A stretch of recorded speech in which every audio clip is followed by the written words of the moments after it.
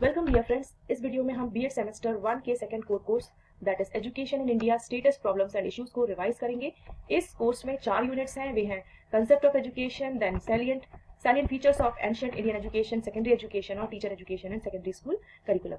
Unit 1 की outline को देखते हैं। इसमें हम जानेंगे एजुकेशन के मीनिंग या कंसेप्ट के बारे में, एम्स के बारे में और एजुकेशन की वेरियस एजेंसीज के बारे में। उसके बाद हम डिस्कस करेंगे एजुकेशन किस तरह से सोशल कंट्रोल और सोशल चेंज का एक इंस्ट्रूमेंट है या किस तरह से कल्चरल हेरिटेज और वैल्यूज को बचाती है। सोसाइटी और स्कूल, कल्चर और एजुकेशन में क्या रिलेशन है और स्कूल किस तरह से एक सोशल सिस्टम है। सो आइए एजुकेशन के कंसेप्ट से शुरू करते हैं। एजुकेशन क्या है? It is a process of development. Development means it includes all the aspects of the personality. इसमें व्यक्तित्व के सभी पक्षों का विकास होता है इन हार्मनी। मीन्स ये जो सभी पक्ष हैं वो आपस में जुड़े हुए हैं और एक पक्ष बाकी के सभी पक्षों को प्रभावित करता है। सो एजुकेशन एक प्रोसेस है, मीन्स एक ऐसी प्रोसेस है जो लाइफ लॉन्ग चलती रहती है, फ्रॉम वूम टू टूम, जन्म से मरण तक ये चलती रहती है। और it is a step by step और a purposeful process of development. It does not take place incidentally, so it is a process of development. So the main term here is process and development. Now let's know the etymology of education. Means ये शब्द कहाँ से आया है? So it has been derived from the 3 Latin language term. They are educare, educere and educatum. एडुकारे को हिंदी में Educare भी कहा जाता है, जिसका अर्थ है to bring up, to raise और टू नरिश। एक प्रॉपर केयर प्रोवाइड करना, उनको प्रॉपरली उनकी जो नेचुरल एबिलिटीज है उनको डेवलप करना, उनको पोषण देना, नरिशमेंट प्रोवाइड करना, so that they can live. Next is educere, जिसको एड्यूसेयर भी कहा जाता है हिंदी में। It means to lead out, to draw out और to bring from.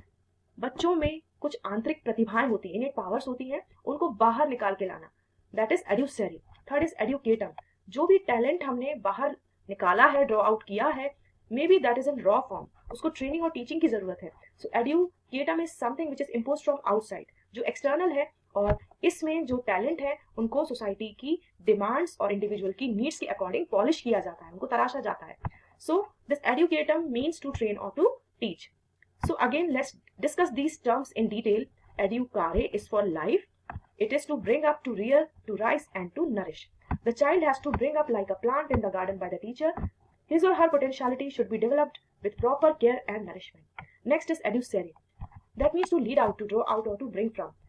Each and every child has the innate powers and talents. हर बच्चे के अंदर आंतरिक शक्तियां हैं, and these innate powers should be properly cared and given scope to develop. इनकी देखभाल करने की जरूरत है और इनको ऐसी एक्टिविटीज या अपॉर्चुनिटीज को प्रोवाइड करने की जरूरत है ताकि इनको हम बाहर ला सके, उनको आइडेंटिफाई कर सके।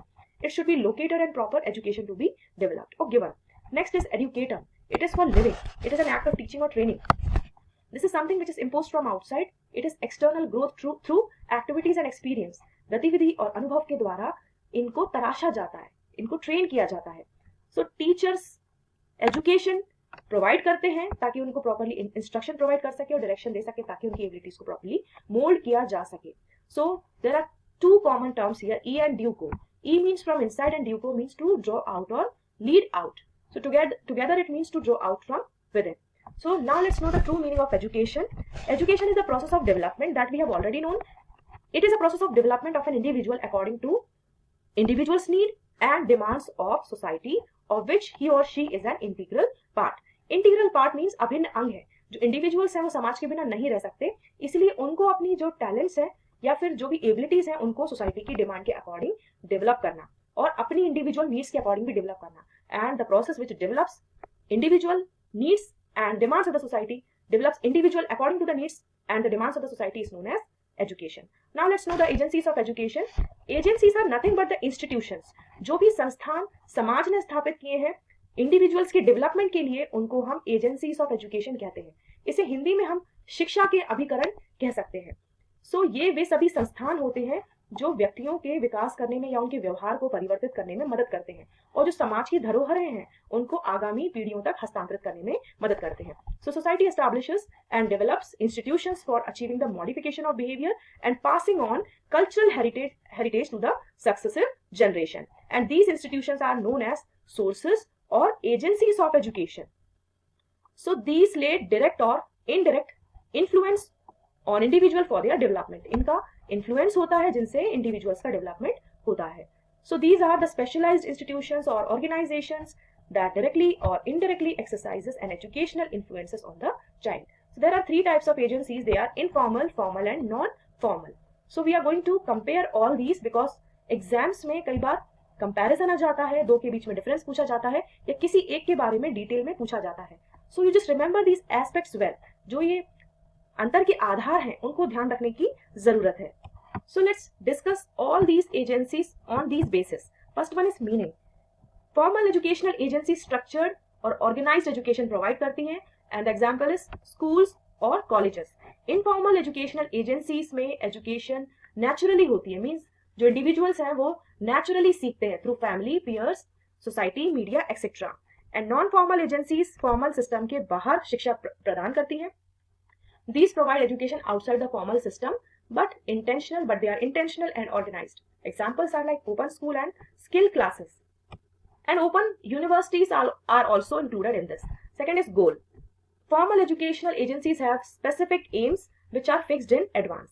इनके जो उद्देश्य हैं वो विशिष्ट होते हैं और पूर्व निर्धारित होते हैं. इनफॉर्मल एजुकेशनल एजेंसीज के प्री डिटरमाइंड एम्स नहीं होते, पूर्व निर्धारित उद्देश्य नहीं होते. और नॉन फॉर्मल एजुकेशनल एजेंसीज के क्लियर एम्स होते हैं लेकिन लर्नर्स की नीड्स के हिसाब से फ्लेक्सिबल होते हैं. Next is age limit. Formal agencies में एजुकेशन एक फिक्स्ड एज पर स्टार्ट होती है और एक स्टेज तक कंटिन्यू रहती है. इनफॉर्मल एजुकेशनल एजेंसीज में कोई एज लिमिट नहीं होती and it continues life long. Non formal agencies में कोई एज लिमिट नहीं होती, it has open entry and exit, but there is some kind of criteria in this to take admission. Next is result. Formal educational agencies generally give good result because they are systematic and supervised. Informal educational agencies may include negative habits or attitudes because उसमें जो learning है उस पर control नहीं होता. Next is non-formal agencies. This has mixed results, partly formal and partly informal. Next is work schedule. Formal educational agencies have fixed timetable. Informal educational agencies generally do not have fixed schedule. Next is non-formal educational agencies have flexible timetable, partly fixed. Partly fixed इसलिए क्योंकि जब ये face to face mode में classes offer करते, workshops conduct करते हैं तब ये फिक्स्ड होता है. टाइम टेबल जो वर्क शेड्यूल होता है वो फिक्स्ड होता है. Next is rules and regulations. Formal educational agencies have strict rules and it is mandatory. Informal does not have any rule और regulations. Then non formal agencies sometimes rules apply. These have part time और flexible. Means जब ये formal face to face mode में और formal form में होती है तब उसमें रूल्स अप्लाई होते हैं. Next is restrictions. Informal agencies limited freedom is given and it is under control. Informal agencies में complete freedom is there and in non-formal agencies self-imposed discipline is practiced. No strict restrictions. Organizing body. Formal agencies में it is always organized. In schools and boards we have already seen. Informal agencies में unorganized because family society does not have any kind of organizing body. Non-formal agencies में organizing institutions are there for open schools, open universities, training centers. Next is time bound. Formal agencies have time-bound syllabus completion. It is not time-bound and non-formal is time-bound but flexible. Formals have prescribed syllabus, informal has no prescribed syllabus and non-formal agencies have prescribed syllabus. Place. Formal agencies have fixed place, informal no fixed place and non-formal sometimes fixed. Centers, open universities, these are having some self-study centers, right? Next is teachers qualification. Formal agencies have qualified teachers. Informal, anyone can act as a teacher and non-formal qualified teachers are appointed. योग्य शिक्षकों की इसमें भी नियुक्ति होती है. Process of teaching, शिक्षण की प्रक्रिया, यह artificial means बनावटी होती है, structured होती है और informal में natural और experiential like यहाँ सब कुछ प्राकृतिक होता है और हम हमारे अनुभवों से सीखते हैं. Non-formal में natural और artificial दोनों हो सकते हैं. Next is role of learners. Learners को कॉन्शियस एफर्ट्स लगाने होते हैं फॉर्मल एजेंसीज में and they are guided by teachers. Informal agencies में learners are self motivated and no conscious system. यहाँ उनको कॉन्शियसली कुछ एफर्ट्स नहीं लगाने होते, वो प्राकृतिक रूप में और अनुभवों से सीखते हैं. नॉन फॉर्मल एजेंसीज में learners are more active, conscious efforts from both sides, दोनों ही तरफ से कॉन्शियस एफर्ट्स होते हैं. नेक्स्ट इज मीन्स माध्यम. Proper methods and resources are used in formal and in non-formal no formal methods are exercised or used. In non-formal proper methods to some extent, कुछ हद तक proper methods का use किया जाता है. Mental strain. Formal agencies may sometime be stressful due to exams and rules. इसमें stress हो सकता है, sometimes stressful due to exams. Informal does not lead to any kind of strain and it is very natural. Non-formal may have limited strain. Setup. Formal agencies are formal and structured. Informals do not observe any kind of formalities. Non-formals are partly formal and partly informal. Entry and exit. Formal agencies have fixed entry and exit. Admissions and graduations are the example. Informals do not have any kind of fixed entry or exit. Non-formals have flexible entry or exit, and it helps in lifelong learning. Examples are like formal agencies are like schools, colleges and universities. Informal, family, neighborhood, peer group, media. And non-formals are like open school, open universities, coaching, skill institutes. Now we are going to discuss education and preservation of cultural heritage and values. How education preserves cultural heritage and values. So let's know the meaning of heritage first कि ये धरोहर क्या होती है. धरोहर परंपराएं होती है या heritages are the traditions which are handed down from the past or created in present and will be passed in one or the other form to the future generations. ये वे परंपराएं होती हैं जो अतीत से चली आ रही हैं या वर्तमान में बनाई गई हैं और किसी न किसी रूप में भावी पीढ़ियों तक पहुंचाई जाएंगी. So cultural heritages are tangible and intangible attributes, means इसमें मूर्त और अमूर्त दोनों ही तत्व को इंक्लूड किया जाता है जिन्हें पास्ट ने हमें प्रोवाइड किया है या which we are inheriting from the past generations. इनको हम प्रेजेंट में मेंटेन करते हैं और फ्यूचर जनरेशंस को पास ऑन करते हैं. इसमें values, beliefs, traditions, custom, practices, art, architecture, monuments और आर्टिफैक्ट्स सभी इंक्लूड होते हैं और ये हमारी पहचान बनते हैं. So these are of many types like tangible. Tangible means मूर्त धरोहर जिनको हम देख सकते हैं और छू सकते हैं, like public monuments, temples, clothing, ornaments, utensils, card etcetera. Intangible heritages are like rituals, dance forms, music forms, skills, carpentry, food making process, cuisine, etc. Next is natural heritage. These are like geological, scientific, biological, natural, and now we are maintaining digital resources also. So how education is preserving cultural heritage?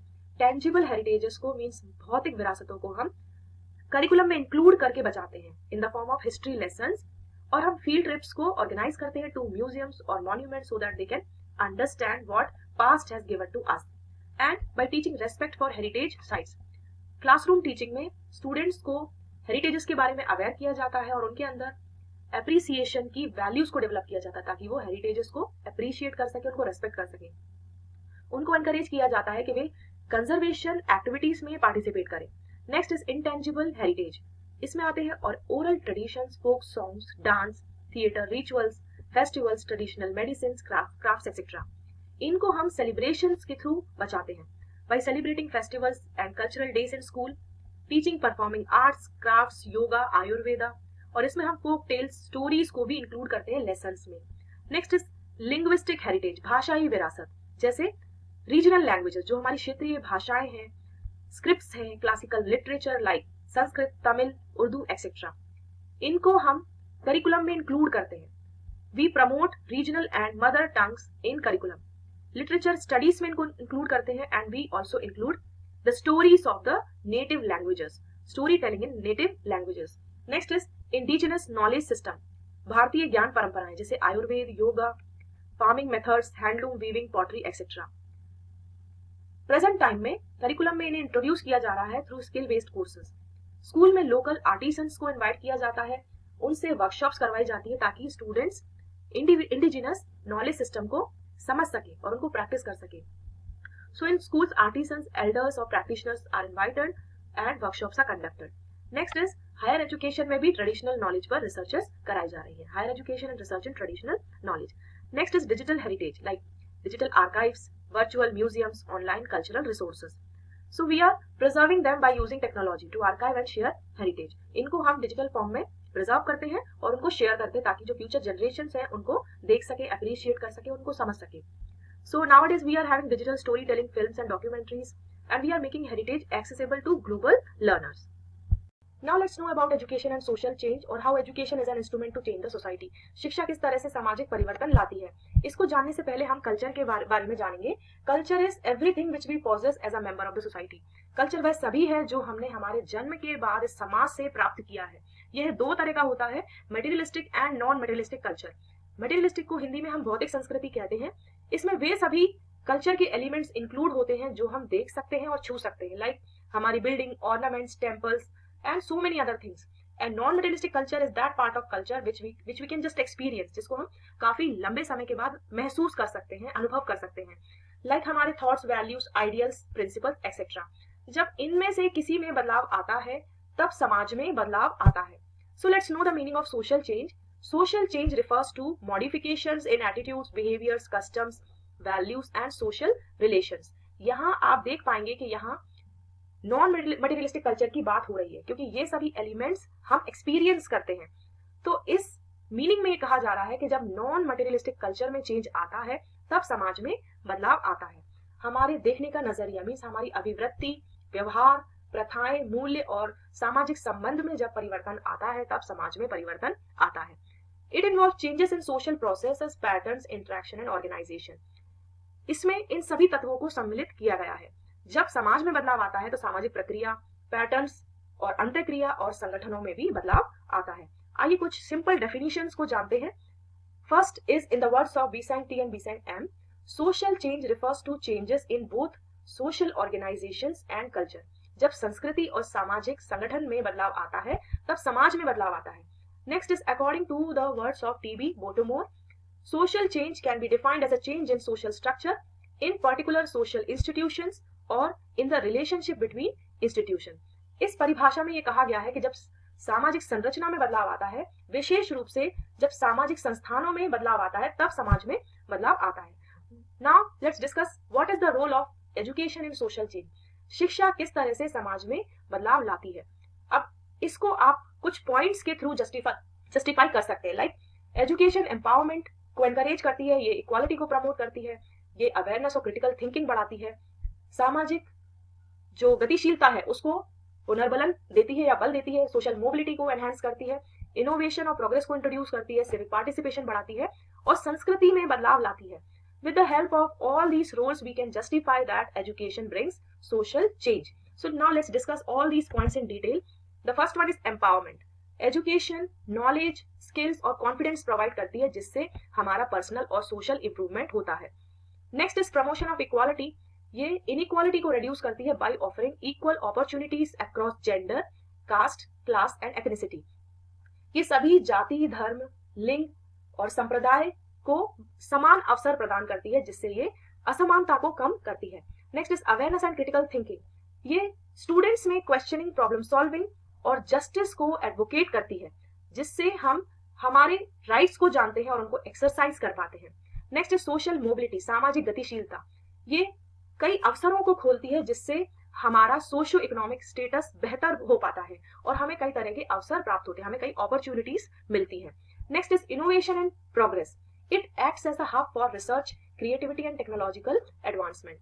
ये हमें कई मौके प्रदान करती है research के, creativity को बढ़ाने की और टेक्नोलॉजिकली एडवांस होने की। Next is civic participation. ये हमें रेस्पॉन्सिबल सिटीजनशिप के लिए तैयार करती है ताकि हम डेमोक्रेसी में और कम्युनिटी डेवलपमेंट में एंगेज हो सके, मीन्स समाज के विकास में हम पार्टिसिपेट कर सके। Next is cultural change. ये टॉलरेंस, इंक्लूसिविटी और इंटरकल्चरल अंडरस्टैंडिंग को प्रमोट करती है। ये हमें कई संस्कृतियों, धर्म, जातियों से अवेयर कराती है, परिचित कराती है और हमारे अंदर एक रेस्पेक्ट की भावना भी, एक आदर सम्मान की भावना का भी विकास करती है ताकि हम दूसरों के धर्म, जाति और संप्रदाय की इज्जत कर सके, आदर कर सके। So this is all about education and social change. Now we are going to discuss about how education controls the society. What is the relation between education and social control, or how education is an instrument for social control. Social control is nothing but the control of society over its individuals.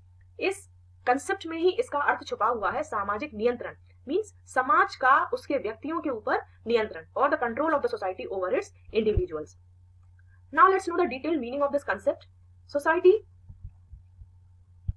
के कई तरीके होते हैं individuals को rules, values और norms को follow करने के, और जो प्रक्रिया समाज पालन करती है या जिस प्रक्रिया का पालन समाज करती है इंडिविजुअल्स को कंट्रोल करने के लिए, उसे हम सोशल कंट्रोल कहते हैं।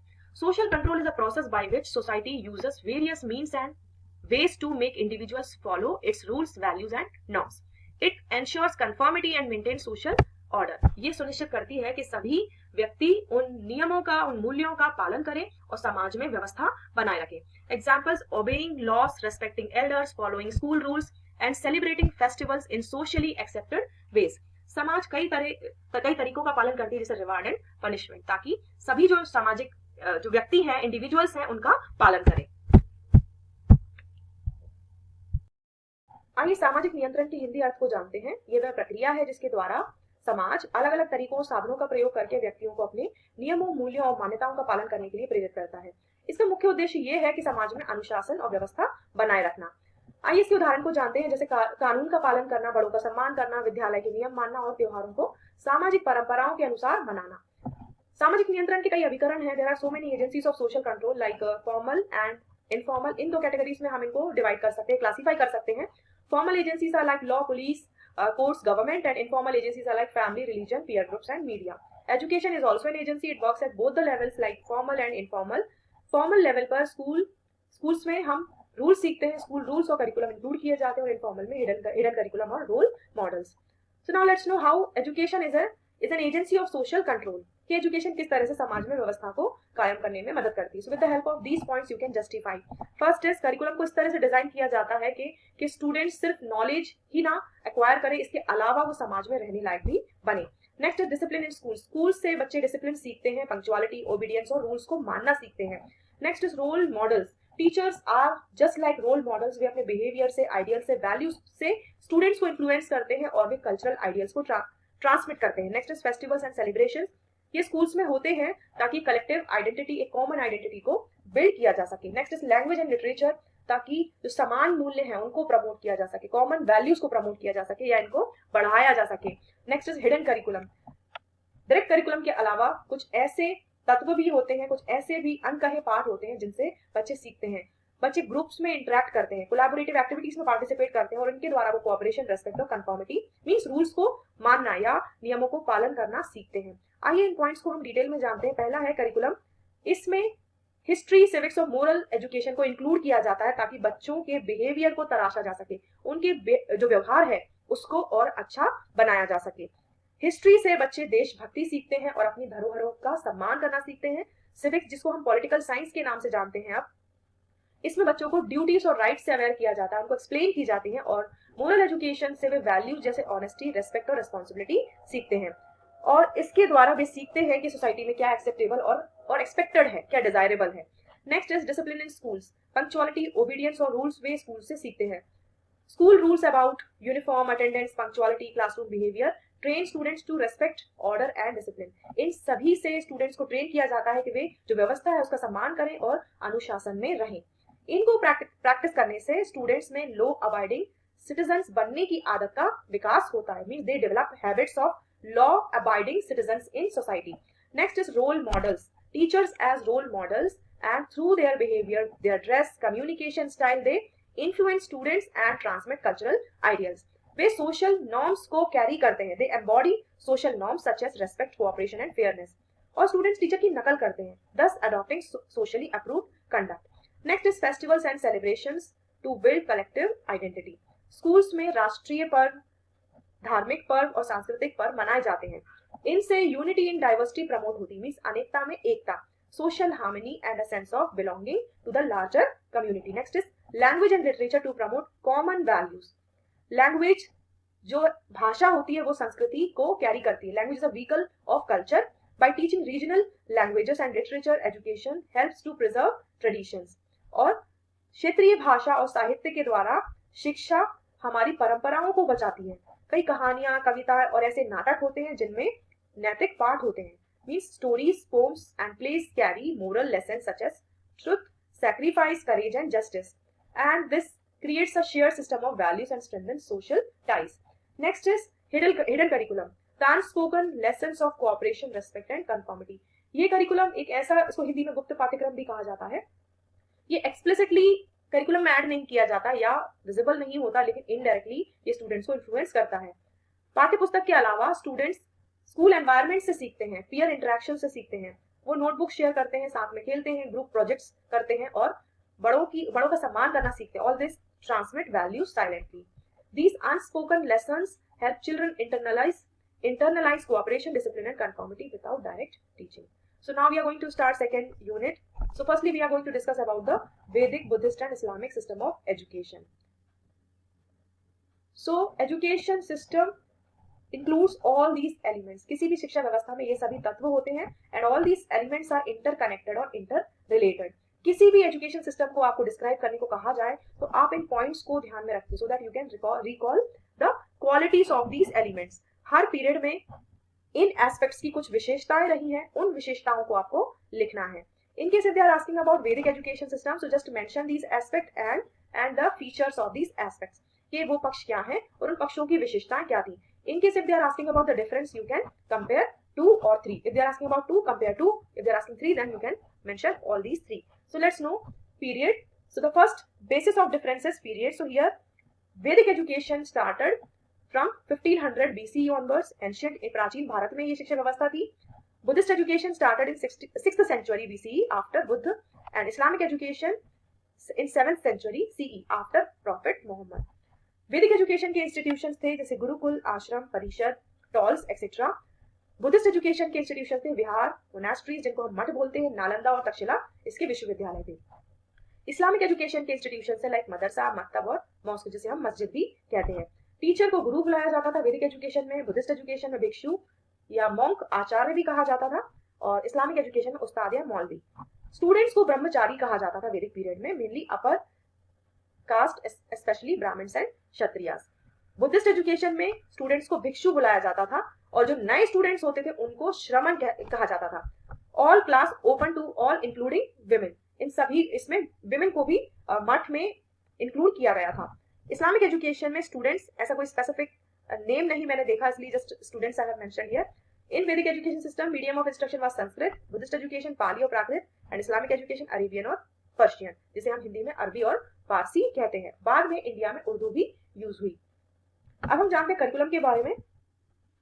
वैदिक एजुकेशन के करिकुलम में वेद, उपनिषद, ग्रामर, एस्ट्रोनॉमी, फिलोसफी और रिचुअल्स, एथिक्स को ऐड किया गया था. बुद्धिस्ट एजुकेशन सिस्टम के करिकुलम में त्रिपिटक जैसे विनय, सुत्त और अभिधम्मा, लॉजिक, मेडिसिन और फिलोसफी को इंक्लूड किया गया था. इस्लामिक एजुकेशन में कुरान, हदीस, फिक्ह, तफसीर, फिलोसफी, मैथमेटिक्स और एस्ट्रोनॉमी. वैदिक एजुकेशन का मेन एम था लिबरेशन, जिसको हम हिंदी में मोक्ष बोलते हैं, चरित्र का निर्माण, कैरेक्टर बिल्डिंग और ड्यूटी धर्म. एंड बुद्धिस्ट एजुकेशन का मेन एम था nirvana, that means freedom from suffering, morality, wisdom and compassion. Islamic education का मेन एम था spiritual uplift, obedience to Allah, knowledge of sharia, balanced worldly and religious life. Vedic education methods of teaching से oral tradition, memorisation, discussion, debate और शास्त्रार्थ. Buddhist education में method of teaching थे oral teaching, dialogue, question answer, lectures, meditation. Islamic education में memorisation, reading, writing, commentary और discussion. वैदिक education में strict discipline को फॉलो किया जाता था, सेलिबेसी को प्रैक्टिस किया जाता था और गुरु की भक्ति की जाती थी, devotion to Guru. Buddhist education में सिंपल लाइफ प्रैक्टिस की जाती थी, ध्यान किया जाता था और जो मठ है उनके नियमों का पालन किया जाता था, जिसे हम विनय भी कहते हैं. इस्लामिक एजुकेशन में regular prayers, fasting and moral discipline. वैदिक एजुकेशन में टीचर का रोल था, टीचर को एक स्पिरिचुअल फादर या गाइड की तरह कंसिडर किया जाता था, and they were having complete authority, संपूर्ण अधिकार होता था.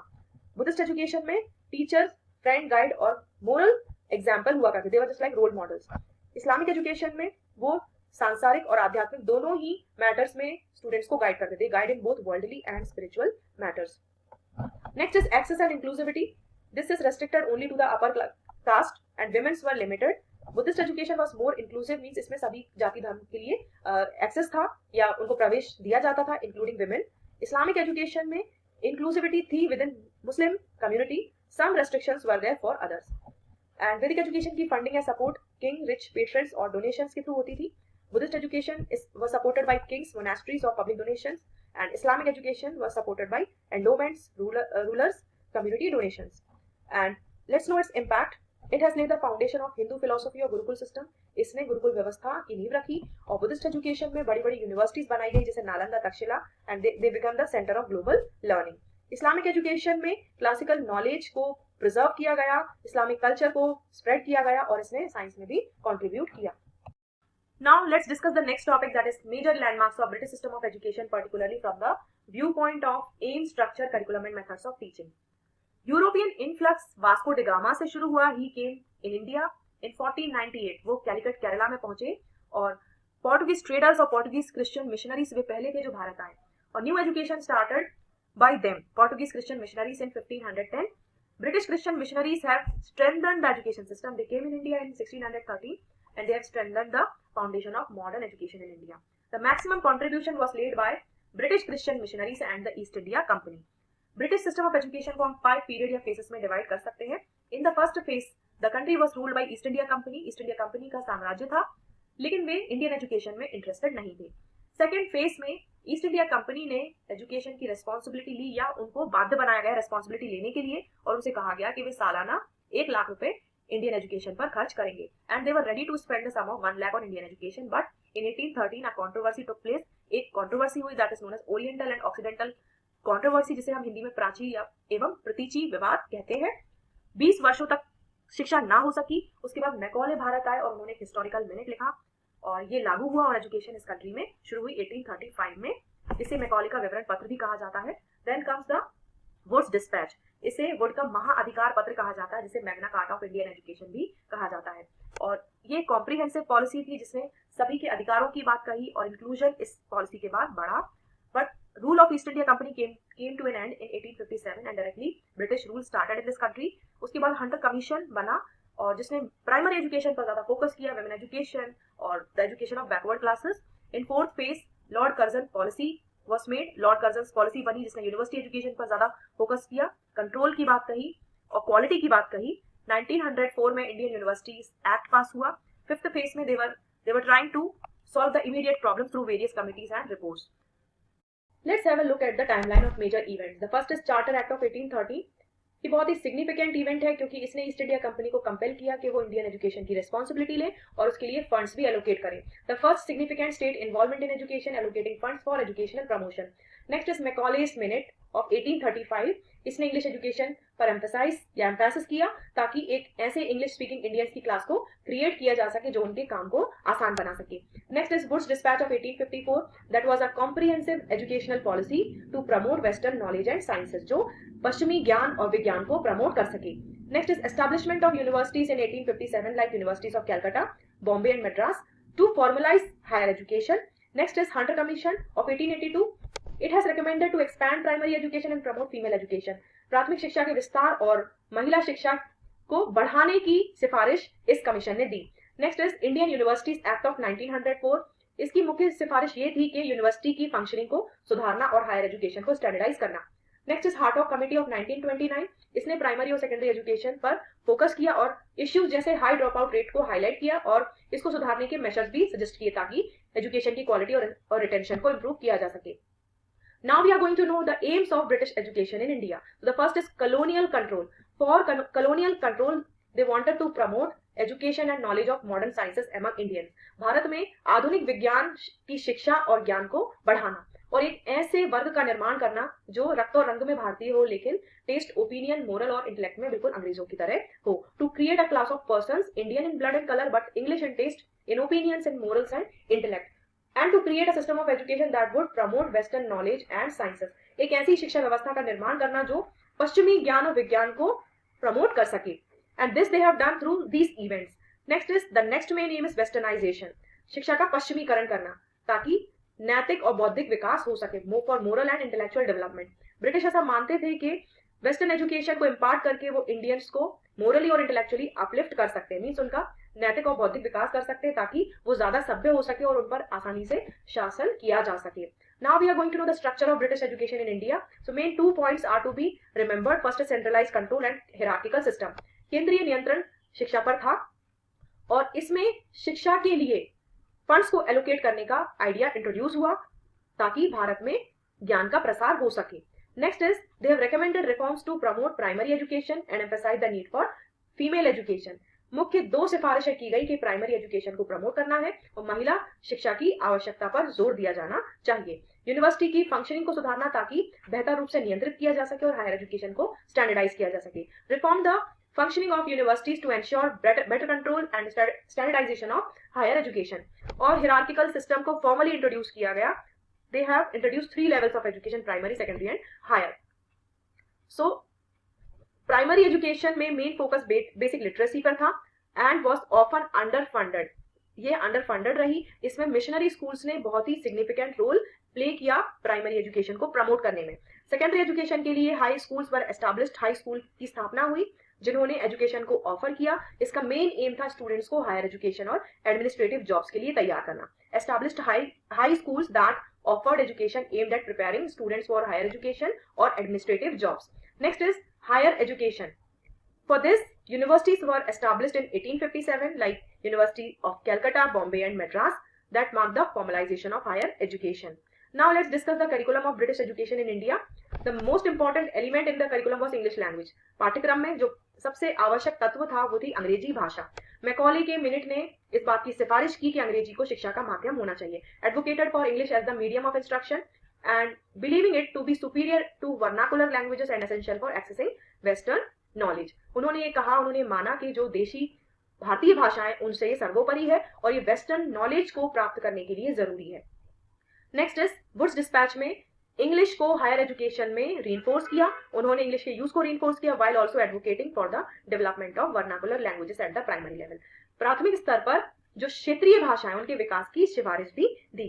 क्लासिकल एंड मॉडर्न सब्जेक्ट्स को भाषा के अलावा कई सब्जेक्ट्स को भी ऐड किया गया। In early 19th century curriculum में क्लासिकल सब्जेक्ट जैसे Latin and Greek reflecting British educational traditions, जो ब्रिटिश ट्रेडिशंस हैं उनको रिफ्लेक्ट करने वाले सब्जेक्ट जैसे लैटिन और ग्रीक को भी इंक्लूड किया। Mid to late 19th century में एक शिफ्ट आया प्रैक्टिकल सब्जेक्ट की तरफ, जिसमें मैथमेटिक्स, साइंस, हिस्ट्री, ज्योग्राफी को इंक्लूड किया गया ताकि एडमिनिस्ट्रेटिव और कमर्शियल नीड्स को पूरा किया जा सके। Professional courses in medicine, engineering and law were also introduce. इन सभी सब्जेक्ट्स को भी इंट्रोड्यूस किया गया। मेथड्स ऑफ टीचिंग आइए जानते हैं। ट्रेडिशनल मेथड्स को यूज किया in early 19th century, like rote learning and memorization with a teacher centered approach where the teacher was the primary source of knowledge. इसमें रटन प्रणाली का प्रयोग हुआ। And along with that, along with British schools, पाठशालास और मदरसास were also operating along with these schools using traditional methods. Western pedagogies को भी introduce किया in late 19th century. धीरे धीरे मॉडर्न मेथड्स को इंट्रोड्यूस किया, like Socratic method, that is what we call dialogue method or discussion method, laboratory based science education and critical analysis. British education में text books को भी introduce किया गया, text books को स्टैंडर्डाइज किया गया और एग्जामिनेशन सिस्टम को इंट्रोड्यूस किया। That became central to the system, ensuring uniformity and measurable assessment of students performance. Now let's see the impact of British education in India. British education का एक deep impact है Indian education पर। इससे education spread हुई। Hunter commission की वजह से primary education expand हुई और फीमेल एजुकेशन प्रमोट हुई एंड प्राइमरी एजुकेशन में फंडिंग बढ़ी और कई स्कूल्स एस्टैब्लिश हुए। Missionaries have played an important role in this. Next is social stratification, ये एक नेगेटिव एस्पेक्ट है। इसमें इंग्लिश एजुकेशन की वजह से एक नई क्लास फॉर्म हुई, a new class of educated Indians who occupied administrative and professional roles leading to increase social stratification. Female education को प्रमोट करने की रिकमेंडेशन के बावजूद जेंडर डिस्पैरिटीज रही। Next is intellectual awakening. इस सिस्टम की वजह से नेशनल मूवमेंट भी शुरू हुए because they were not happy with the British education system और उन्होंने इस बात की सिफारिश दी कि self rule and independence is important और इससे सांस्कृतिक जागरूकता आई, cultural renaissance. Exposure to western ideas led to a cultural renaissance with a renewed interest in India's own heritage, languages and traditions, creating a blend of western and indigenous knowledge. इसका मतलब है कि जब वेस्टर्न आइडियाज का exposure बढ़ा तो भारतीयों में रुचि जागृत हुई अपने कल्चर को जानने की, अपनी धरोहर, अपनी भाषा, अपनी परंपराओं को पहचानने की और इसकी वजह से वेस्टर्न और इंडियन नॉलेज का ब्लेंड क्रिएट हुआ। There are some more impacts like western education बढ़ी, इंग्लिश लैंग्वेज इंट्रोड्यूस हुई, मॉडर्न इंडियन एजुकेशन पर लॉन्ग टर्म इफेक्ट्स रहे, करिकुलम और पेडागोजिकल चेंजेस आए और इस एजुकेशन के सोशल और इकोनॉमिक इंपैक्ट्स भी रहे। Now let's know the efforts towards evolving a national system of education. Firstly, we are going to know the meaning of national system of education. It is that education which is designed to meet the educational needs and aspirations of a nation. एक ऐसी शिक्षा व्यवस्था जो देश की शैक्षिक आवश्यकताओं और अपेक्षाओं को पूरा करने के लिए बनी है। हर देश की संस्कृति, समाज और आर्थिक परिप्रेक्ष्य अलग होते हैं। एजुकेशन ऐसी होनी चाहिए जो इन सभी विशेषताओं को दर्शाए।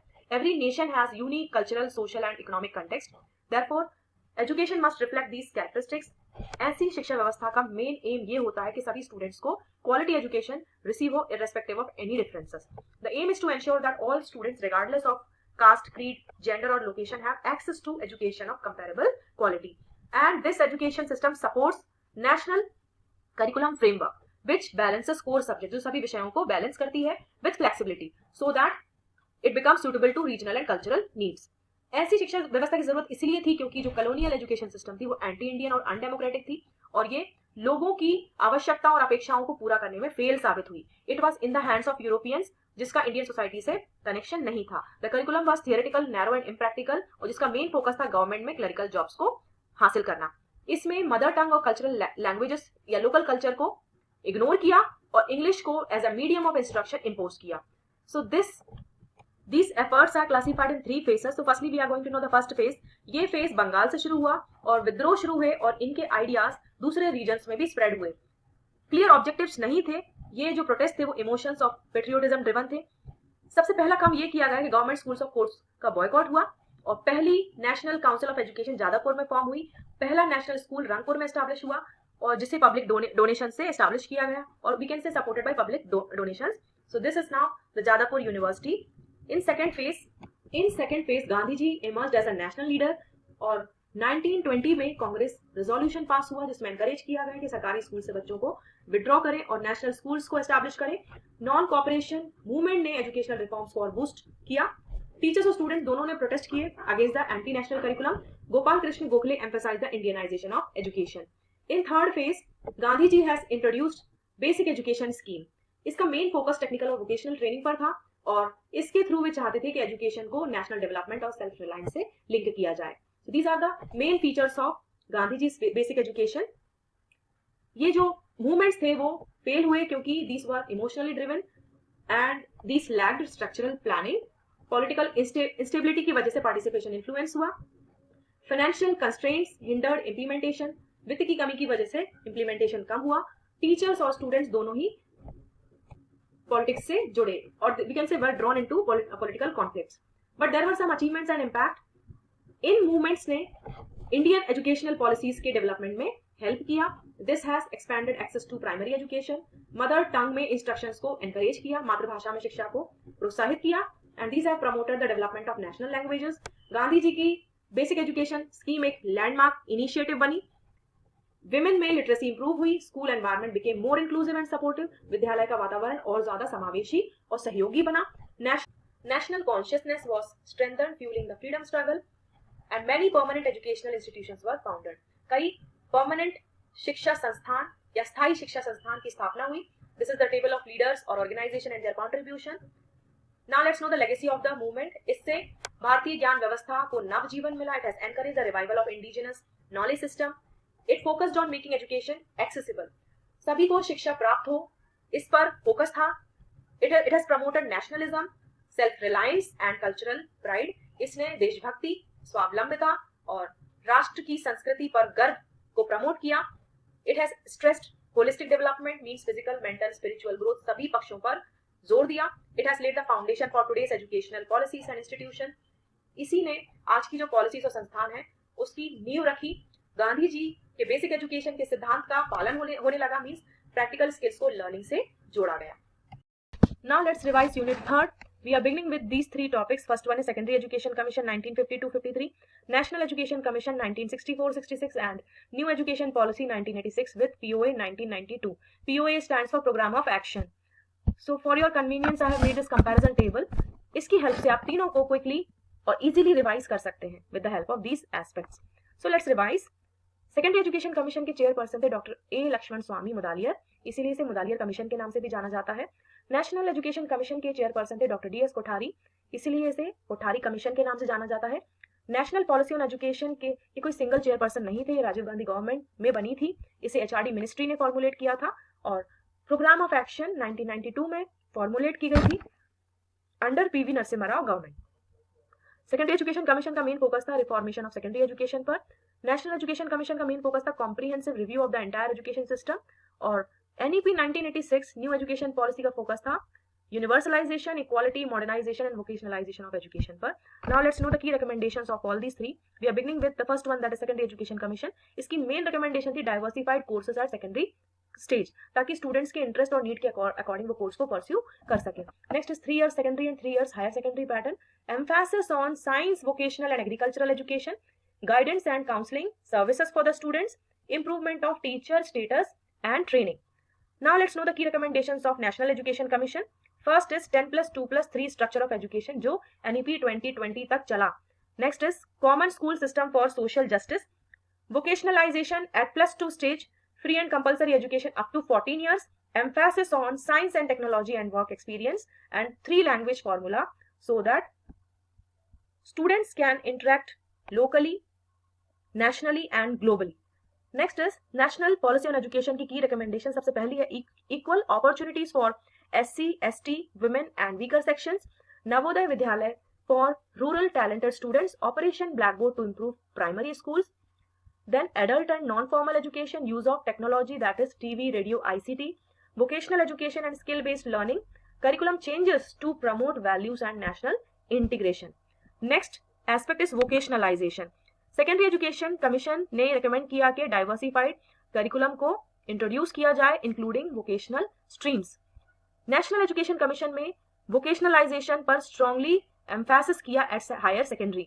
नेशनल पॉलिसी ऑन एजुकेशन में वोकेशनलाइजेशन को स्किल डेवलपमेंट के साथ एक्सपैंड किया and self reliance. Next is teacher education. Secondary education में टीचर ट्रेनिंग और स्टेटस को इंप्रूव करने की रिकमेंडेशन दी गई. Education commission that is national education commission में सजेस्ट किया गया टीचर एजुकेशन के प्रोफेशनलाइजेशन पर.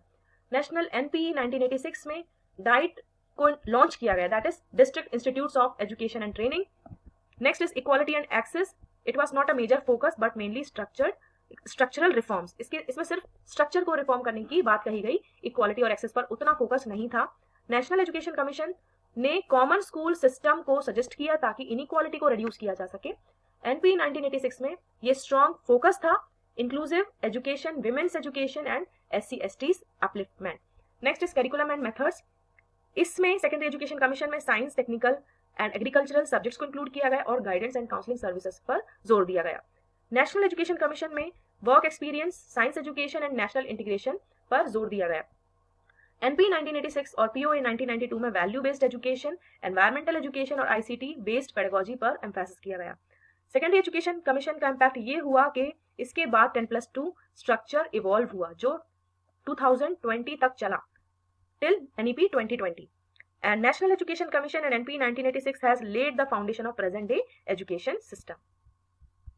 Now let's revise CBSE, ICSE and State Board, that is Karnataka State Examination and Assessment Board, which was earlier known as Karnataka State Education and Examination Board. So let's discuss all these three with the help of these aspects. CBSE, the full form of CBSE is Central Board of Secondary Education. ICSE is Indian Certificate of Secondary Education and KSEEB stands for Karnataka Secondary Education Examination Board. लेकिन अभी इसको rename किया जा चुका है, that is KSEAB, which stands for Karnataka State Examination and Assessment Board. ये 2022 में किया गया है. So CBSE is a national level board under Ministry of Education, Government of India. It is widely adopted in Kendriya Vidyalayas and many private schools. ICSE is conducted by CISCE, that is Council for the Indian School Certificate Examination. Come schools में है ये and mostly private urban elite schools. This KSEAB, which is previously known as KSEEB, is a state specific board. Each state has its own board. Her state का अपना board होता है और ये mostly government और state private schools को cover करता है. Next is curriculum orientation. CBSE का curriculum balanced है, science and maths oriented ज़्यादा है. It focuses more on application based knowledge and it is suitable for exams like NEET, JEE, UPSC. ICSE का curriculum detailed और comprehensive है, language rich है, mandatory English plus second language. It is strong in humanities, arts and English literature. This state board is based on state needs, means the curriculum of state board is based on state needs. Regional focus with emphasis on state language and culture. It is generally less intensive than CBSE and ICSE. Now languages, CBSE में usually 3 language formula use होता है, that is English, Hindi and regional language. ICSE में strong emphasis English as a medium है और plus second language Indian और foreign हो सकती है. And state board, state language is compulsory plus English and optional third language. Let's know about examination system of CBSE. In CBSE, 10th and 12th are board exams, and in exam, objective and subjective questions are mixed. Continuous and comprehensive evaluation is followed. ICSE also has 10th and 12th board both compulsory. Very detailed exams they have, and descriptive and analytical questions are asked. And internal assessment is important and that is also through practicals and projects. State board में 10th compulsory है, 12th में pre university compulsory, pattern varies by state, focuses on theory, less project work. CBSE के main focus areas हैं science, maths and technology, and it prepares for competitive exams and it focus on skill based learning too. Recently it is aligned with NEP. ICSC के focus areas है English, Arts and Humanities. It encourages in-depth learning, analytical writing, project work and lab work. State board is according to local needs, state language and culture. It is accessible for rural and urban students. Practical exposure is limited. Difficulty level, CBSE का difficulty level moderate है, balanced for average and competitive students. ICSC का difficulty level comparatively high है, it requires strong language and analytical skills. State board varies, generally easier than CBSE and ICSE, more state specific. CBSE has national and international recognition. ICSE has high international recognition. It is preferred abroad, and state board is recognized mainly within India. Some global acceptability depends on university. Now let's know about secondary school teacher. So we are going to discuss about the qualifications to become a secondary school teacher. First is bachelor's degree in subject. जो school subject है उसमें bachelors degree होना जरूरी है, like BA, BSc etcetera. Professional degree like BEd and TET और CTET, state eligibility test as per government norms. Next is competencies, means योग्यताएं क्या होनी चाहिए. Subject knowledge is must. Next pedagogical skills, means science of teaching and learning must be known, कि किस तरह से पढ़ाया जाना है और स्टूडेंट्स किस तरह से सीखते हैं. Classroom management, communication and ICT skills and guidance and counselling ability. Next is job profile, means कौन कौन से काम करने होते हैं सेकेंडरी स्कूल टीचर को. First is teaching subject content clearly, preparing lesson plans and assessment, evaluating student progress, maintaining discipline, organising co-curricular activities, supporting students personal growth. Next is professional code of ethical conduct.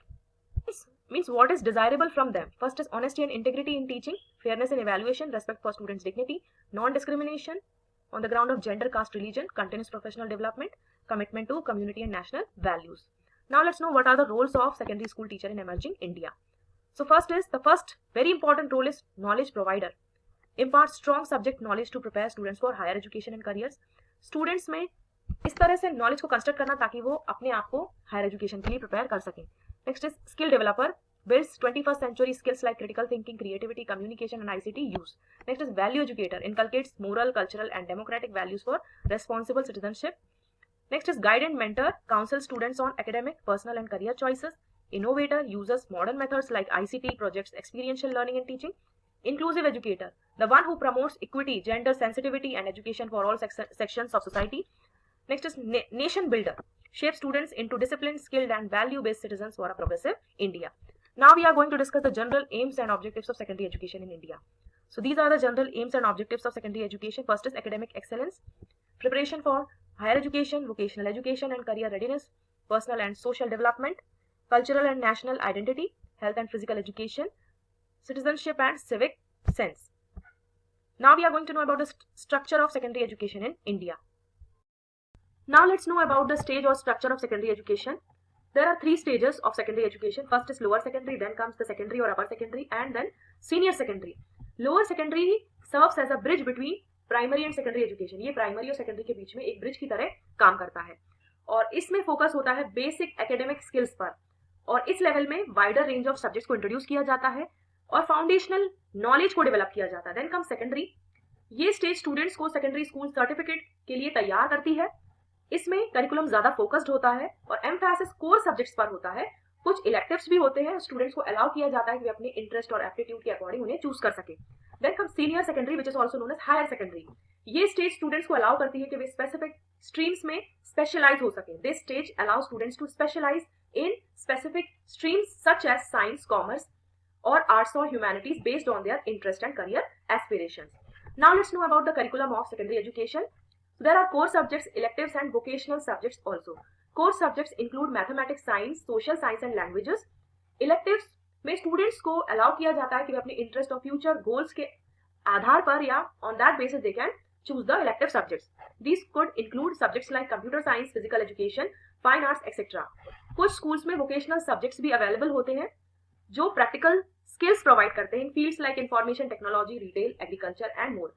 Vocational subjects are available in some schools providing practical skills in fields like information, technology, retail, agriculture and more. Now let's know about assessment and examinations. Internal और external दोनों तरह का assessment होता है. Internal assessment is continuous in nature which is done through projects, assignments, practicals and periodic tests. External assessment is done through board examinations, which is conducted by various educational boards like CBSE, ICSE or state boards at the end of grades like 10th and 12th. These are critical for determining students' eligibility for higher education.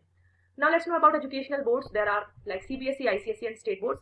CBSE stands for Central Board of Secondary Education. ICSE is Indian Certificate of Secondary Education and major national boards. State board हर राज्य में अपना एक educational board होता है जो curriculum को set करता है और एग्जामिनेशंस भी कंडक्ट करता है. Apart from this, co-curricular and extracurricular activities are conducted like debates, quizzes, cultural programs and sports to promote holistic development. और medium of instructions भी ऑफर किए जाते हैं in various languages including English, Hindi and regional languages depending on the educational board and region. Now let's discuss the constitutional provisions on education. The first one is Article 21A, which provides right to free and compulsory education for the children who are in the age group of 6 to 14 years. अनुच्छेद 21A ये अधिकार प्रदान करता है कि 6 से 14 वर्ष के बच्चों को मुफ्त और अनिवार्य शिक्षा का अधिकार है. Next is article 29. यह अल्पसंख्यक वर्गों को यह अधिकार देता है कि वे अपनी भाषा और संस्कृति को बचा सकते हैं और उनके साथ किसी भी तरह का एडमिशन में भेदभाव नहीं होना चाहिए. It conserves language and culture and no admission discrimination with the minorities. Next is article 30. It states that minorities can establish institutions. ये अनुच्छेद कहता है कि अल्पसंख्यक अपने संस्थान स्थापित कर सकते हैं और राजकीय अनुदान में उनके साथ कोई भी भेदभाव नहीं होना चाहिए. No bias in state aid. Next is related to DPSP, which stands for directive principles of state policy. ये राज्य को निर्देश देते हैं. इसमें पहला है article 41, which is related to right to work, education and assistance for the undeserved people. जो भी अनडिजर्व्ड है उनको काम का, शिक्षा का और सहायता का अधिकार है और राज्य की ये जिम्मेदारी है. Next is article 45, which provides right to early childhood care up to 6 years. ये पूर्व बाल्यावस्था और देखभाल का अधिकार प्रदान करती है 6 वर्ष से छोटे बच्चों के लिए. Next is article 46, which is related to promotion of SC ST weaker sections, education और इकोनॉमी.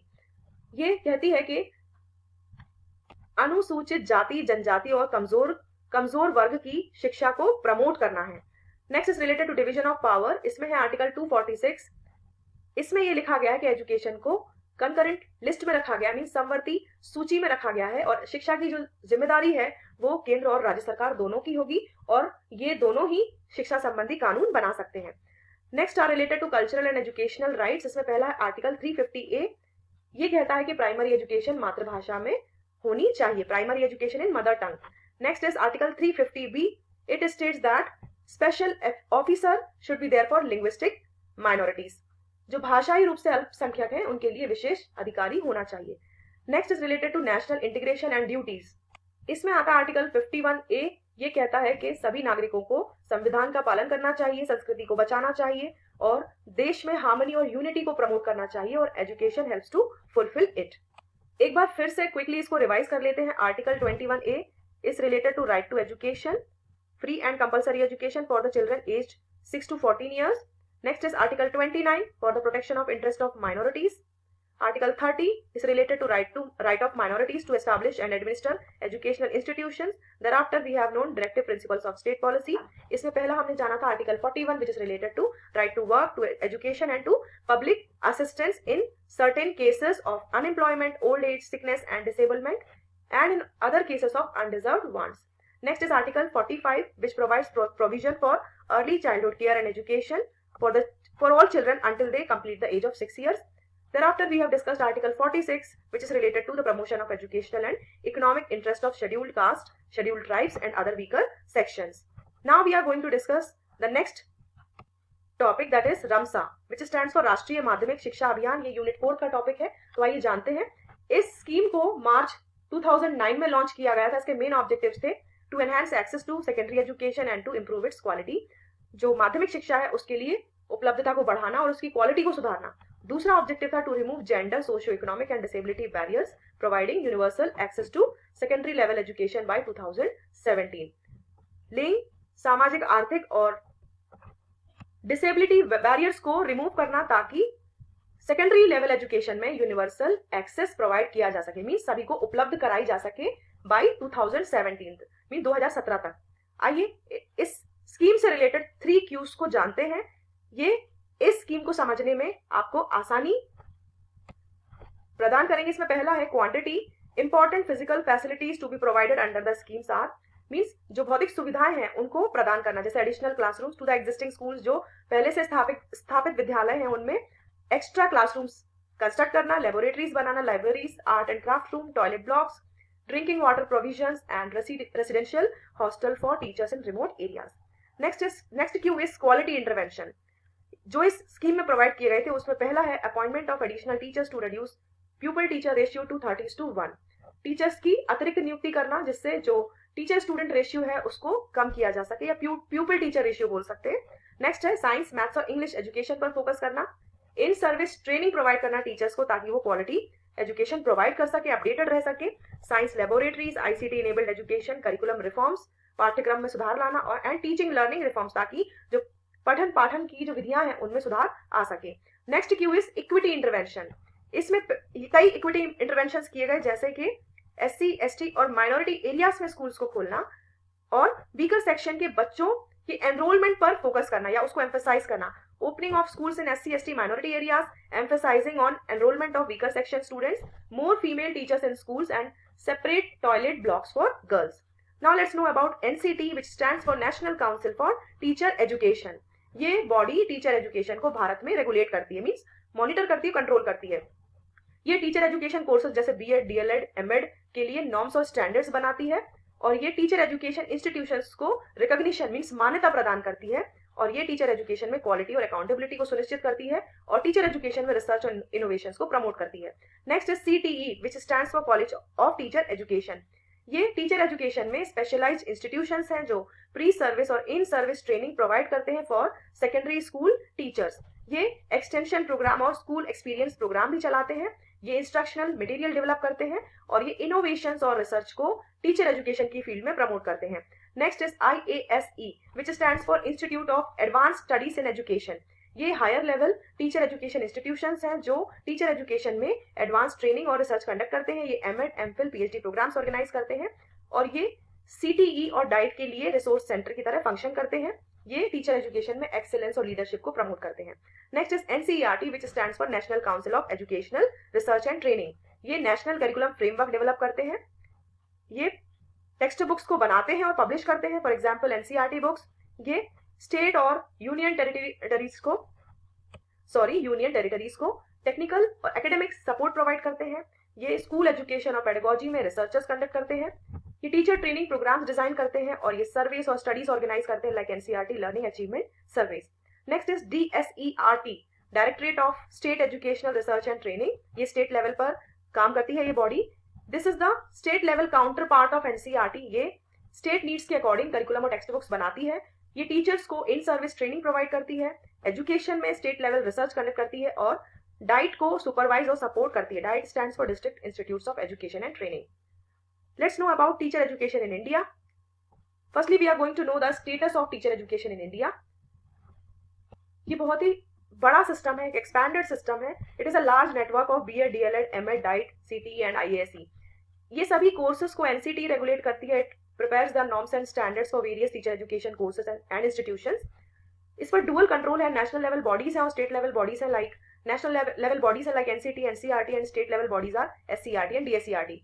और ये इसमें डाइवर्सिटी है, वेरियस लेवल्स पर कई तरह के प्रोग्राम्स है like pre service and in service programmes. इसमें लेकिन कई चैलेंजेस भी हैं कि जैसे regional imbalances, commercialisation, lack of practical orientation and quality issues.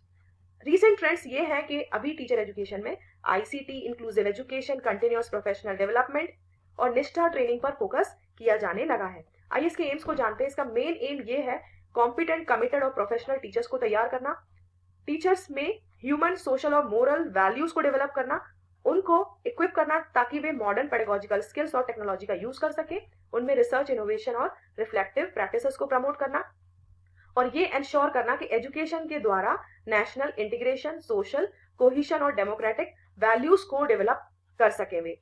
Now let's know the objectives of teacher education. The first one is to provide pre-service training for future teachers. जो teachers बनने वाले हैं उनको pre-service training देना, means service join करने से पहले उनको ट्रेन करना। Next is to organise in service programmes for professional growth. जो टीचर्स ऑलरेडी इस प्रोफेशन में हैं उनको उनके लिए प्रोग्राम्स ऑर्गेनाइज करना ताकि उनका प्रोफेशनल डेवलपमेंट हो सके। Next is to equip teachers with knowledge of child psychology and learner diversity. Teachers को ये ज्ञान प्रदान करना ताकि वो बाल मनोविज्ञान और जो लर्नर डाइवर्सिटी जिसको हम बोल सकते हैं अधिगमकर्ता में विभिन्नताएं, उनको वो समझ सके। Next is to develop skills in curriculum design, lesson planning and classroom management. Teachers में वे कौशल विकसित करना जिससे वो पाठ्यचर्या का विकास कर सके, डिजाइन कर सके, मीन्स उसकी संरचना बना सके, पाठ योजना बना सके और कक्ष को मैनेज कर सके, उसका प्रबंधन कर सके। Next is to foster ability for action research and problem solving in education. शिक्षा में एक्शन रिसर्च और प्रॉब्लम सॉल्विंग की एबिलिटी को बढ़ाना। एक्शन रिसर्च को हम क्रियात्मक अनुसंधान कहते हैं हिंदी में। Next is to train teachers in ICT, inclusive education and innovative pedagogy. Teachers को ट्रेन करना ताकि वे आईसीटी को यूज कर सके, इंक्लूसिव एजुकेशन को और इनोवेटिव पेडागोजी को प्रमोट कर सके। Next is to encourage ethical values, empathy, creativity and leadership qualities. Teachers को एनकरेज करना ताकि वे एथिकल मीन्स नैतिक मूल्य, समानुभूति, संरचनात्मक योग्यता और नेतृत्व क्षमता का विकास कर सके। Next is to develop capacity for continuous professional development. Teachers के अंदर वो कैपेसिटी बिल्ड करना जिससे वे अपना प्रोफेशनल डेवलपमेंट कंटिन्यूअसली कर सके। Now let's know about in service teacher training. This is the training given to teachers already in service. जो teachers already इस प्रोफेशन में उनको ट्रेनिंग प्रोवाइड करना। इसका मेन एम ये है कि उनके नॉलेज को, स्किल्स को, एटीट्यूड को अपडेट करना ताकि वो नए चैलेंजेस को पूरा कर सके और उनका कंटिन्यूअस प्रोफेशनल डेवलपमेंट हो सके। इसके ऑब्जेक्टिव्स हैं जैसे सब्जेक्ट नॉलेज और पेडागोजी को रिफ्रेश करना, new education policies, curriculum reforms को इंट्रोड्यूस करना, टीचर्स को आईसीटी में इंक्लूसिव एजुकेशन और इनोवेटिव मेथड्स में ट्रेन करना, क्लासरूम मैनेजमेंट और इवैल्यूएशन टेक्निक्स को इंप्रूव करना and to promote research, reflection and problem solving. Now let's know the types of in service training. पहली है orientation programmes. These are to orient teachers about changes. ये changes के बारे में aware करने के लिए कराए जाते हैं। Next is refresher courses. These are to update subject knowledge and teaching skills. Next is workshops and seminars. These are for hands-on practice and idea sharing. Next is ICT and digital training like use of Diksha, Swayam and Smart Class tools. The last one is leadership and mentoring training. These are for school heads and senior teachers. Now let's know the agencies which are conducting in service training. First one is national level like NCERT, NCT, CBSE. State level SCERT, DSCERT. District level DITE, CTE, IASE. Recent initiatives are like Nishtha and Diksha. Nishtha is the largest teacher training program. It stands for National Initiative for School Heads and Teachers Holistic Advancement. And Diksha stands for Digital Infrastructure for Knowledge Sharing. Now let's know the importance of these programs. ये teachers को professionally competent और motivated बनाते हैं, ये efficiency और productivity को improve करते हैं और ये न्यू टेक्नोलॉजीज और मेथड्स को अडेप्ट करने में हेल्प करते हैं और we can say it ensures adaptation to new technologies and methods और ये टीचर्स में लाइफ लॉन्ग लर्निंग को प्रमोट करते हैं। Now let's know about national curriculum framework 2005. This was published by NCERT and it is on the basis of recommendations of earlier education commissions and NP 1986 और 1992.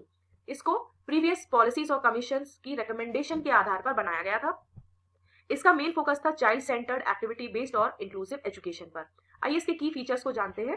पहला है rote learning से constructive learning में shift करना, shift from rote learning to constructive learning, emphasis on learning without burden, बोझ रहित शिक्षा पर जोर देना, promote child as an active learner, बच्चों को एक सक्रिय अधिगमकर्ता के रूप में देखना, करिकुलम को फ्लेक्सिबल बनाना ताकि डाइवर्सिटी को अकोमोडेट किया जा सके और वैल्यूज, एनवायरमेंट, पीस और जेंडर इक्वालिटी पर फोकस करना। आइए इसके गाइडिंग प्रिंसिपल्स को जानते हैं। पहला है connecting knowledge to life outside school, जो विद्यालय का ज्ञान है उसको बाहरी जीवन से जोड़ना।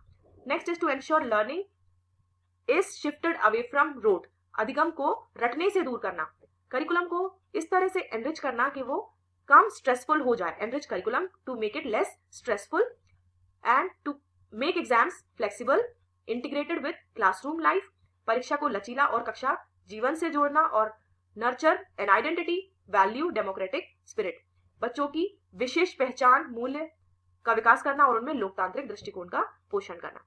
आइए हम जानते हैं उन एरियाज के बारे में जिन पर फोकस किया गया था।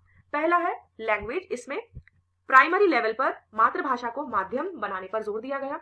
साइंस एंड मैथ्स में कहा गया कि एक्टिविटी और एक्सपेरिमेंट बेस्ड लर्निंग होनी चाहिए। सोशल साइंस को सोशल रियलिटी से लिंक किया जाना चाहिए। वर्क और आर्ट एजुकेशन को करिकुलम का एक इंटीग्रल पार्ट समझा जाना चाहिए, मीन्स ऐसा भाग जिसको उससे अलग ना किया जा सके या अभिन्न अंग बनाना। Next is inclusive education for children with special needs, विशेष आवश्यकता वाले बच्चों के लिए समावेशी शिक्षा।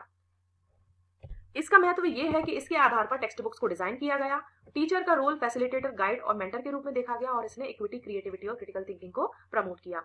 अब हम जानते हैं उन प्रोग्राम्स के बारे में जो स्कूल टीचर्स की एफिशिएंसी और प्रोडक्टिविटी को एनहांस करते हैं। Efficiency means quality of teaching process and productivity means quantity and result of teaching. So efficiency का सिंपल मीनिंग ये है कि बेस्ट पॉसिबल वे में किसी काम को करना, doing things in the best possible way means how well the work is done, कितनी बेहतर तरीके से काम को किया गया है। Next is productivity, it means achieving better results with available inputs, उपलब्ध संसाधनों से बेहतर परिणामों को प्राप्त करना। प्रोग्राम्स को इस तरह से डिजाइन किया जाता है कि दोनों ही इंप्रूव हो सके, better teaching and students learning. So let's discuss about the pre service programmes. These are like BEd, DElEd, MEd to provide strong foundation. इनसे एफिशिएंसी और प्रोडक्टिविटी दोनों ही एनहांस होती है। एफिशिएंसी के रूप में ये पेडागोजिकल स्किल्स, लेसन प्लानिंग और क्लासरूम मैनेजमेंट इंप्रूव करते हैं और इनकी मदद से teachers can help more students to achieve learning outcomes effectively. Teachers ज्यादा स्टूडेंट्स की हेल्प कर पाते हैं ताकि वे लर्निंग आउटकम्स को इफेक्टिवली अचीव कर सकें। Next is in service training. These are like orientation programme, refresher courses, workshops and seminars. ये टीचर्स की एफिशिएंसी को बढ़ाते हैं, ये टीचर्स के टीचिंग मेथड्स को अपडेट करते हैं और आउटडेटेड प्रैक्टिसेस को रिड्यूस करते हैं। इनसे प्रोडक्टिविटी बढ़ती है, स्टूडेंट्स की परफॉर्मेंस बढ़ती है, बेहतर एग्जाम रिजल्ट्स आते हैं और उनका पार्टिसिपेशन बढ़ता है। Next is ICT and digital training like निष्ठा, दीक्षा पोर्टल, स्वयं, स्मार्ट क्लास ट्रेनिंग। ये एफिशिएंसी को बढ़ाते हैं, like they are saving time, they save time, makes lessons more engaging and minimizes efforts। और ये प्रोडक्टिविटी को भी एनहेंस करते हैं, इनकी वजह से ज्यादा सिलेबस कवर किया जा सकता है, स्टूडेंट्स कॉम्प्रिहेंशन बढ़ता है, मींस स्टूडेंट्स की अंडरस्टैंडिंग बढ़ती है और डिजिटल रिसोर्सेज को रीयूज किया जा सकता है। Next is continuous professional development like ongoing learning, research, peer group discussions etcetera. These are enhancing the efficiency of the teachers. Teachers adapt to new challenges smoothly. इनकी मदद से टीचर जो नई चुनौतियां आ रही हैं उनके हिसाब से खुद को चेंज कर पाते हैं या उनको अडेप्ट कर पाते हैं। इनसे प्रोडक्टिविटी बढ़ती है, टीचर्स के जो प्रैक्टिसेस हैं वो इनोवेटिव होते हैं और वे स्टूडेंट्स के आउटकम में मेजरेबल इंप्रूवमेंट्स ला सकते हैं। Means more innovative practices will lead to measurable improvements in students outcome. Next is action, research and innovation programmes. Teachers solve classroom problems scientifically. So action research is nothing but identifying daily classroom problems and solving them. So these are also increasing the efficiency and productivity, like these reduce wastage of time on ineffective methods and these enhance productivity because these maximizes student achievement with practical solutions. Students की achievements को ये maximize करते हैं practical solutions के साथ. Next is leadership and mentoring, like training for heads, mentoring of junior teachers. These also enhance efficiency and productivity by building teamwork, reducing duplication of efforts. और ये productivity के form में school performance को improve करते हैं and these are affecting more teachers and students. More teachers, students benefit. Next is motivation and support programs. This is the last one. These are like awards, incentives, counseling, stress management, workshops, etc. These are also enhancing the efficiency and productivity. In the form of efficiency, teachers work with focus and less stress. Teachers focus के साथ काम करते हैं और उनमें तनाव कम होता है और प्रोडक्टिविटी के फॉर्म में जो मोटिवेटेड टीचर्स होते हैं वो बेटर लर्निंग आउटकम्स को प्रोड्यूस करते हैं। So this is all about this topic. Now we are going to discuss the new topic, that is orientation and content enrichment programs. So orientation programs are nothing but the awareness and attitude building programs, and content enrichment programs are knowledge and subject expertise strengthening. Orientation programs का main objective awareness होता है और content enrichment programmes का objective knowledge और subject expertise को बढ़ाना होता है। So let's know these topics in detail. First one is orientation programme. It means short term training for teachers to familiarise them with new concepts, policies, methods और curriculum changes. ये वे short term training programmes होते हैं teachers के लिए जिनसे teachers को नए कॉन्सेप्ट, पॉलिसी, मेथड्स और करिकुलम चेंजेस के बारे में बताया जा सके। इनके ऑब्जेक्टिव्स है like to introduce new educational reforms, जो भी एजुकेशन में नए बदलाव आए हैं उनसे परिचित कराना। Familiarise teachers with innovative pedagogy and evaluation methods, teachers को जो नवीन टीचिंग लर्निंग मेथड्स आए हैं, जो नए टीचिंग लर्निंग मेथड्स या इवैल्यूएशन मेथड्स आए हैं उनसे परिचित कराना। टीचर्स को सेंसिटाइज करना to social, cultural and technological changes and to build awareness about values, inclusive education, peace education and gender equality. इसके कई विशेषताएं हैं या फीचर्स है, लाइक इनके ड्यूरेशन यूजुअली शॉर्ट होते हैं फॉर एग्जाम्पल 1 to 4 वीक्स। इनका फोकस अवेयरनेस, एटीट्यूड और ओरिएंटेशन पर होता है rather than deep subject knowledge. These are conducted by bodies like NCERT, SCERT, UGC, HRDC, DIET, CTE और IASE. Next is content enrichment programmes. The meaning is these are the programmes design to update and deepen subject knowledge of teachers. ये वे programmes होते हैं जिनको teachers के knowledge, subject knowledge को update करने के लिए और ज्यादा डीप बनाने के लिए, गहरा बनाने के लिए किया जाता है। इनके ऑब्जेक्टिव्स हैं like to refresh and strengthen subject matter expertise, introduce new developments in subjects like science, mathematics, language etcetera, integrate ICT and digital resources with subject learning, and to develop ability to relate content with real life situation. Now let's know the features of content enrichment program. इनका duration short और medium term होता है और इनके लिए workshop, refresher courses और online modules बनाए जाते हैं। इनका फोकस एकेडमिक एनरिचमेंट और इफेक्टिव कंटेंट डिलीवरी पर होता है और इन्हें एनसीईआरटी, एससीईआरटी, सीबीएसई, यूनिवर्सिटीज, दीक्षा और स्वयं ऐसी बॉडीज कंडक्ट करती हैं। For your convenience, I have attached the previous year's question papers. So you can have a look at them. These are all the question papers. इस video में जो common questions है और जो रिपीटेड क्वेश्चंस है उनको कवर किया गया है।